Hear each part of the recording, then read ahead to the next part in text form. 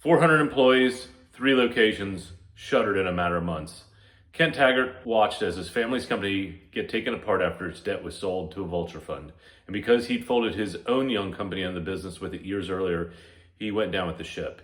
That could have been the end of the story. Instead, it became the foundation for Mender, the company Kent built from scratch on a mission that most businesses never attempt, to mend the relationship between corporations and the environment.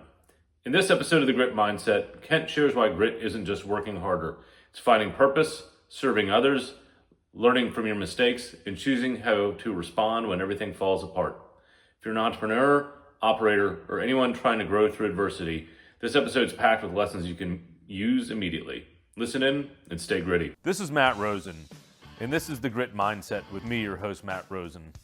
The mission of The Grit Mindset is to inspire and empower listeners by delving deep into the journeys of those who have faced significant challenges and emerged stronger.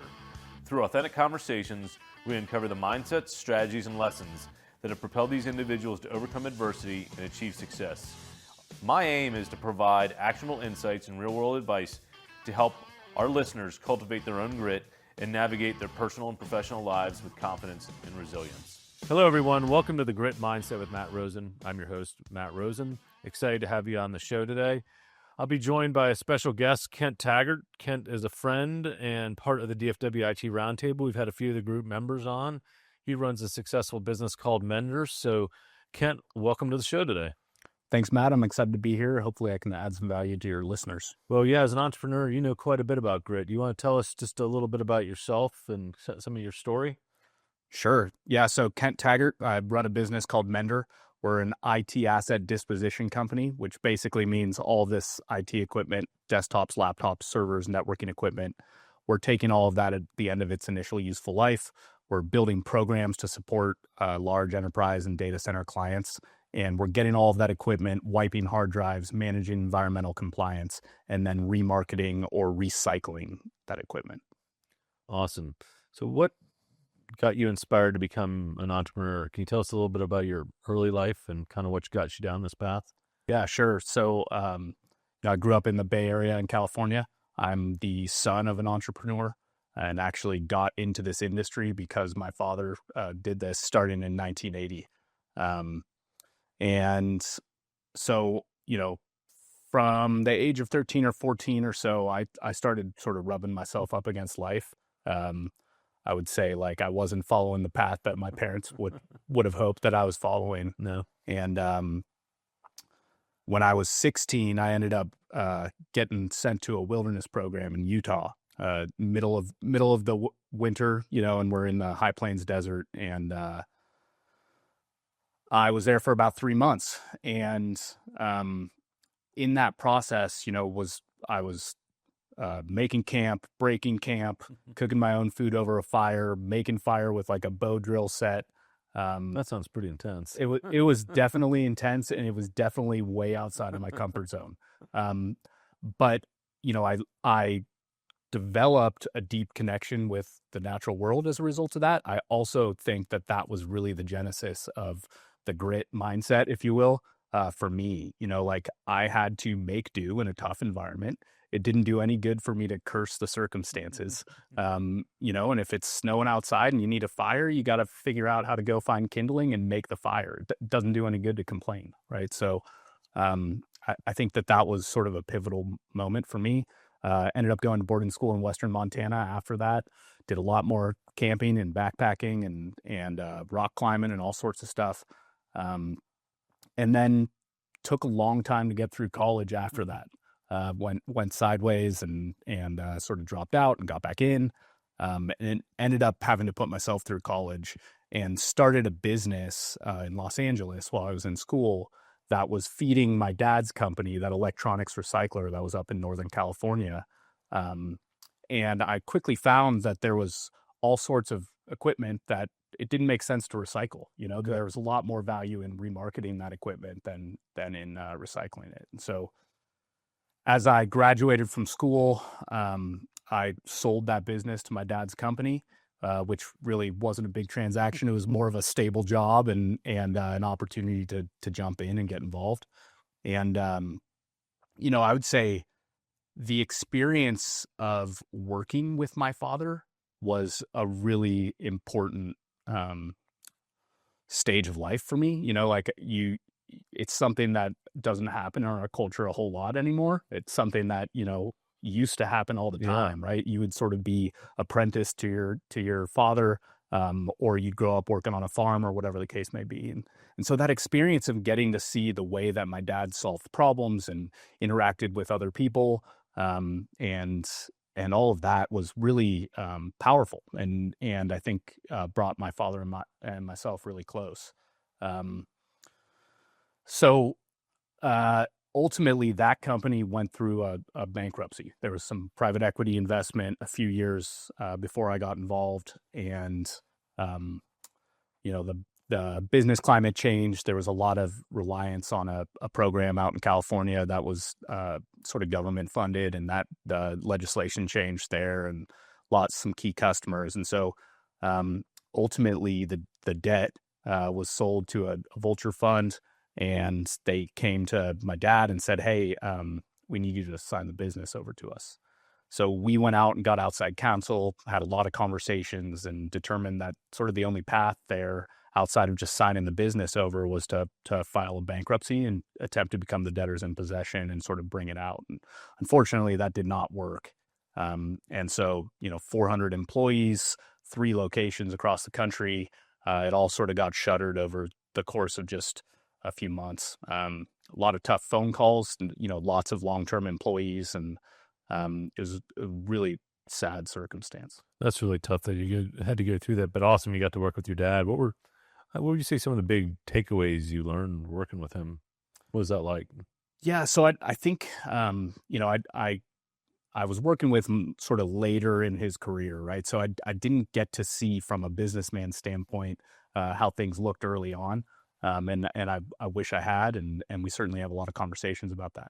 But I would say, seeing how he supported the people inside of the company and sort of lifted them up and valued their insights, and he didn't try to be sort of the final decision maker on everything or the smartest guy in the room. He really took the approach of um, respecting and leveraging all of the great talent that he had around him. So I think that was definitely a key takeaway for me. So how's that experience with him and also watching, the ultimate bankruptcy and demise of the business really help prepare you to kind of do your own thing, maybe in transition? Yeah, great question. So as that bankruptcy happened, I stayed around for a little while after the bankruptcy was declared in order to try to figure out how to keep a going concern and keep people employed for as long as possible so that they could find their next gig. Ultimately, I went and worked for a competitor, helped them open up an operation down here in Dallas, and that's how I ended up here. And you know, I worked for that competitor for about a year and realized that it wasn't a good culture fit for me. I really want to be creating as opposed to maintaining, and so split off, joined up with my partner today, Robert Irwin, and we started Mender. And at that point we said, hey, we've got this opportunity to create this little corner of the earth in the way that we want it to look. And so we, came up with the brand, we developed the mission and the values, and sort of kicked it off. And, that's been an amazing experience. I think it's been very hard. We bootstrapped the whole thing, and so it's, it hurt the pocketbook. But ultimately it's been one of the best experiences of my life. Yeah, imagine it takes a lot of grit to get something off the ground. And before we dive any further, I like to ask all our guests, what does grit mean to you, both personally and professionally? Yeah, so to me, it's sort of the intersection of passion and persistence. Mm-hmm. I think that in the absence of passion and purpose, just willpower usually isn't enough. And it certainly isn't enough at the point that you're bringing on employees and you're building something. So in when we talk about culture, we really focus on the mission and why we're doing what we're doing, to create alignment throughout the organization and to sort of reinforce why we need to work hard and why we need to come up with a new solution and all of that. And we've had a ton of success as a result of that. We've got, zero turnover, great retention, and ultimately the culture is what allows us to attract great people and also attract great clients. Yeah, that's what it's all about. I know you're really passionate about the mission. I know you're also passionate about, wildlife and kind of giving back. Maybe spend a little time on what the mission is and how you get people inspired by it that come to work with you, and how you get your clients inspired as well. Yeah. So let me give like a little more detail on what the business does. Okay. There's this concept of the circular economy, and in the circular economy, the idea is that the world has finite resources, and so once we extract those resources, the goal is to keep those in play for as long as possible, right? In a linear economy, you would extract the resources, create a product, use it, and then it would become waste. Yeah. And so you want to connect that circle, keep it rolling. Makes sense. Inherently, our business is in that space, right? We're extending the life cycle of a device that's already been created or manufactured, and then we're also taking, in many instances, those assets that no longer have value for what they are, and we're working with downstream processors and such to liberate the resources that are inside of them, and then put those back into manufacturing. And we're talking old computers, servers, That's right. GPUs. Yeah, and anything that's IT related. So for a consumer, it's your laptop, your tablet, your cell phone. For enterprise, which is really the sector that we're serving, Yeah. enterprise and data center, it's networking equipment, servers, and then all of those, endpoint or consumer facing devices as well. So back to the question you asked, I think we have said, like, hey, our mission is not just to extend the life cycle of technology. Really, our mission is to mend the relationship between corporations and our natural world. Like that. Right? So we are working with the enterprise to develop programs that extend the life cycle of those assets, or reintroduce the resources back into a manufacturing stream. And we're also providing value recovery for those clients as well. So like, if it's a good customer, we're actually sending them a check as opposed to a bill. They gotta like that. Yeah, it generally goes over well. But we're not the only ones doing that. So that's part of the model in our space. And it does depend on the flow of material and the age of it and all of that.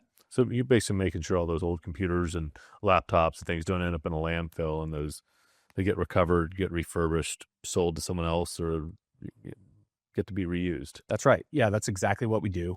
And then, on the mission side, as you mentioned, we've pledged 5% of our profits to land and wildlife conservation, and we sort of have this thesis at Mender that the reason that we, humanity, are willing to exploit our earth and destroy, beautiful natural environments is because we're not in communion with those environments. No longer are we living off of the land, Yeah. we're living on it. Yeah.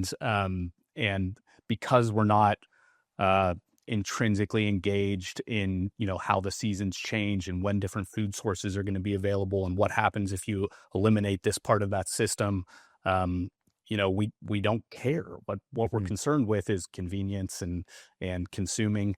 And so we're saying that as we come up with where we are going to pledge those dollars on an annual basis, we're looking for groups that our employees and our clients can go out and engage with to reestablish that relationship with the natural world. What that does is it ensures that there's alignment between our people and our mission, and then it ensures that we're making decisions that are in line with what we're trying to achieve, and hopefully that creates some momentum and helps us expand our impact. Man, that's a great cause. Are there any particular charities or organizations you're particularly passionate about, or your teams are? Yeah. So this past year, we started working with the Texas Parks and Wildlife Foundation. Okay. And that's sort of a broader foundation that works alongside the Texas Parks and Wildlife Division.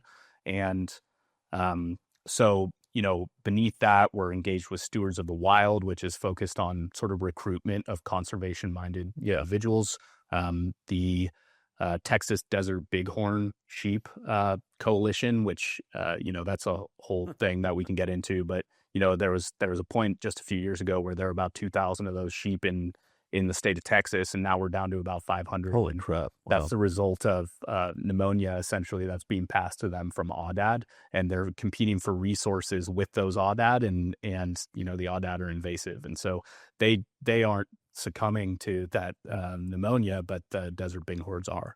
So that's another area. Pollinators and prairies is another one, and we're also working with the Oklahoma Wildlife Conservation Foundation. That's sort of attached to our relationship with the state of Oklahoma.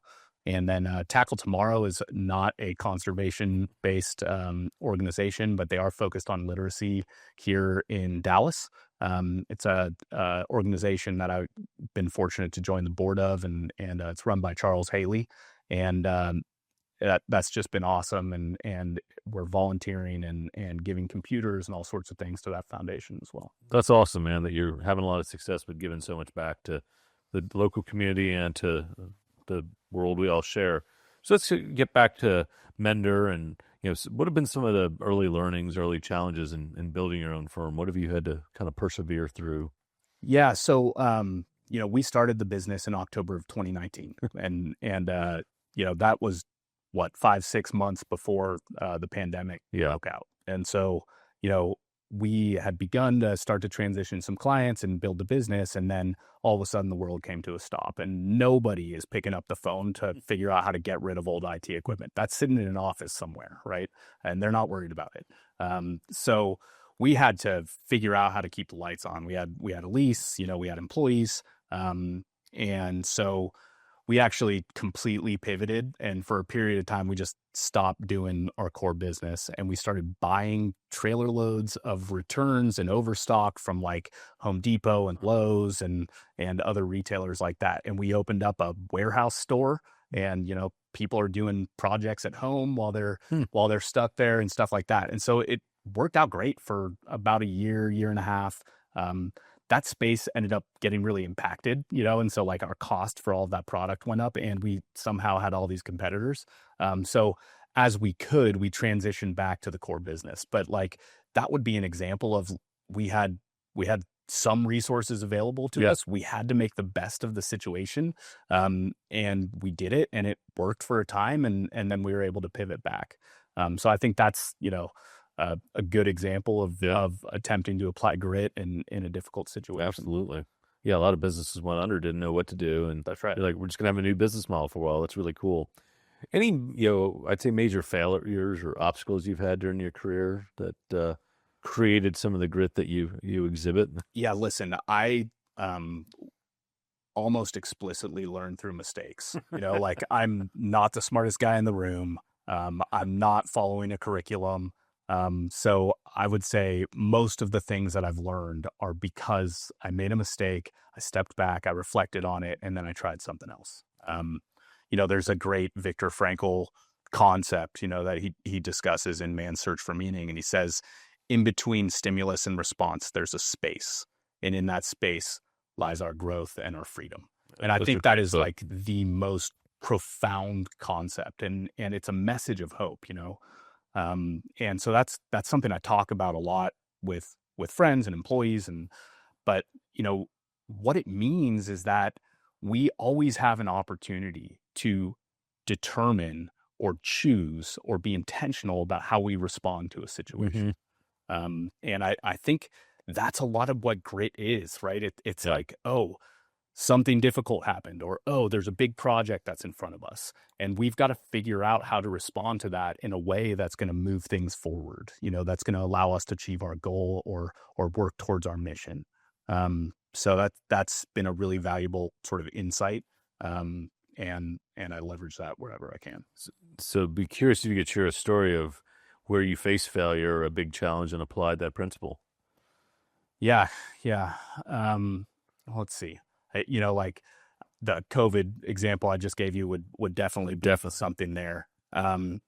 We have a very large client and, a hyperscale type data center client. And they came to us the middle of last year, and they had a huge amount of excess, and we're talking like ICs that they had purchased to build a GPU.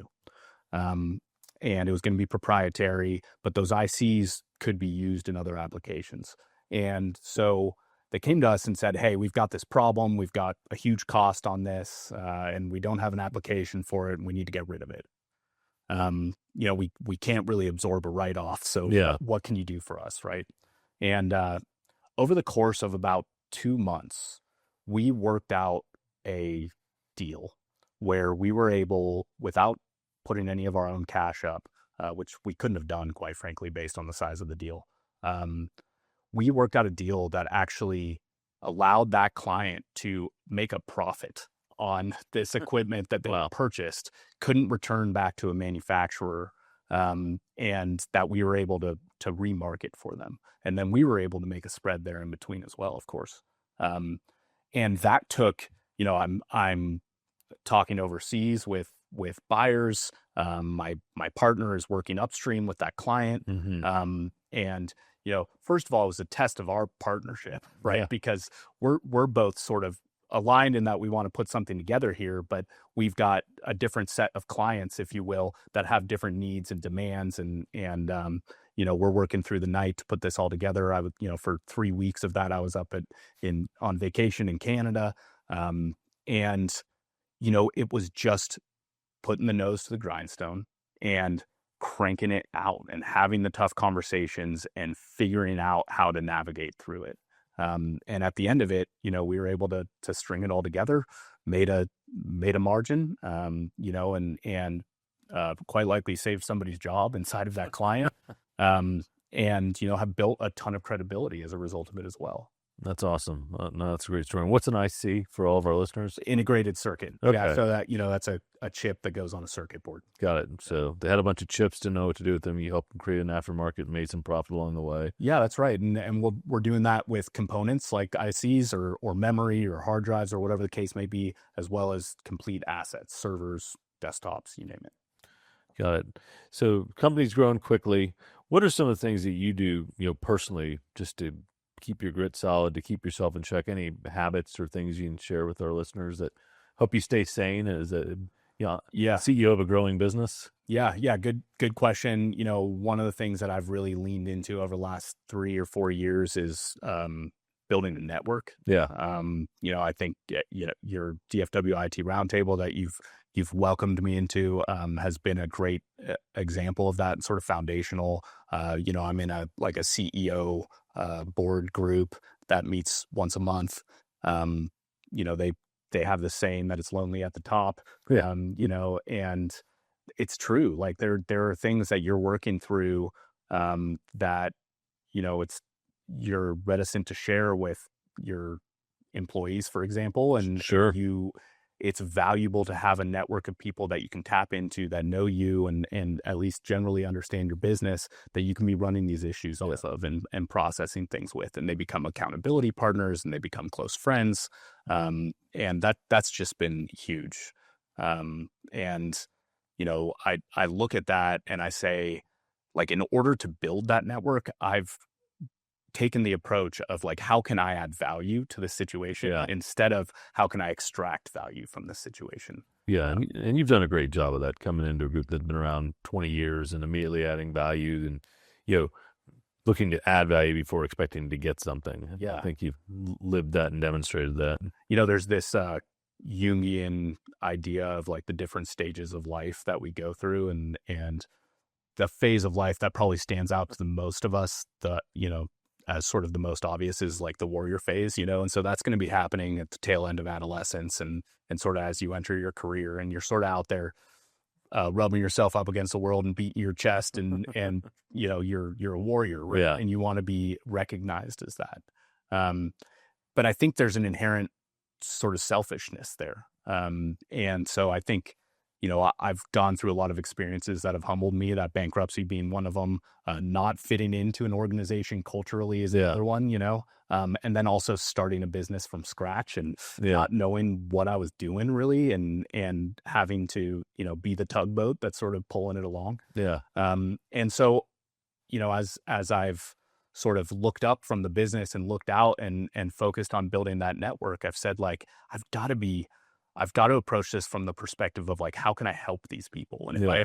if I were to go at it and say, how can I get something out of this? That's an immediate turnoff to people, and that's not how you build relationships. And I think there's, like people are inherently selfish, and coming out of that warrior phase or in that warrior phase, like there's a tendency to do that. And so, like speaking to maybe the younger crowd out there, like I think it's so important that we try to approach every situation and every relationship at, whether it's your spouse or your children or your potential customer or, a potential mentor, from the perspective of like, how can I give back here? Yeah. Like, don't just go in there looking for something. Also be looking for ways to help. Yeah, I think that's a great message. Is always looking to give back or give first, because you will receive. I'm a big believer the universe keeps score. That's right. Those you help are not necessarily going to be the ones that help you. You talked about your younger self in that warrior phase. If you could pick up the phone and call that younger Kent, 18, 19 years old, anything you'd share or things you wish you knew? Man, I don't know if I'd change a whole lot. Like I really think like I was searching for purpose, Yeah. and I was doing it probably in a lot of the wrong ways, certainly from my parents' perspective. But I think I had to do it. Yeah. I had to go out there and put myself in tough situations and make mistakes. And I think, what's resulted from that is the ability to be self-reflective, Mm-hmm. and to recognize, when I'm doing something that isn't going to get me the desired outcome. Yeah. I've learned to grow as a result of that. And now I've got all this experience and these stories and the ability to empathize with others. And I can share that, and I use it, in leadership all the time. Yeah. I've found that authenticity is like one of the most powerful tools that we have at our disposal if we're able to tap into it. Totally agree. And that, I have the ability to use that in order to create connection. And so I'm learning to lean into that, and it's been amazing. That's awesome.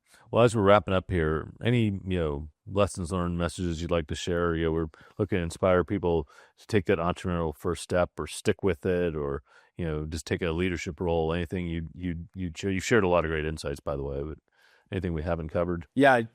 I mean, gosh, there's so much. One thing that I do is I write down quotes. Like I do a lot of thinking, a lot of reflecting. And I write down these quotes because they help me to put into words the things that I experience. Yeah. And like there's way more people out there that are better communicators than I am, or that are better able to connect thoughts and ideas and stuff. And what's happened is, and this is kind of fun with AI, but what's happened is that, I've started to develop themes and I use literature and quotes and all of that stuff a ton when I'm speaking and when I'm engaging with employees and even clients in many instances. And so I think that's a powerful way to connect with people and to grow as an individual as well. And then I think, from a starting a business standpoint or getting going, it's going to be hard, but difficult things are ultimately what allow us to grow. And taking risk is ultimately what allows us to improve our lot in life and to have an impact on others and to grow. Yeah.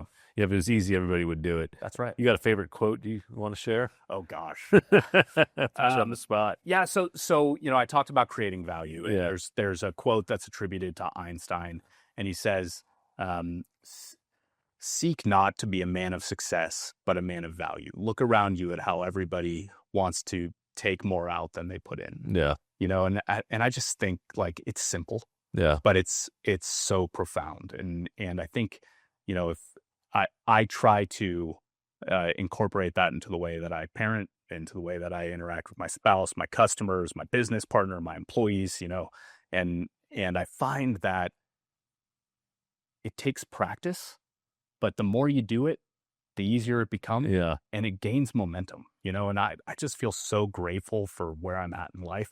Don't know how I got here, because like I said, I made a ton of mistakes.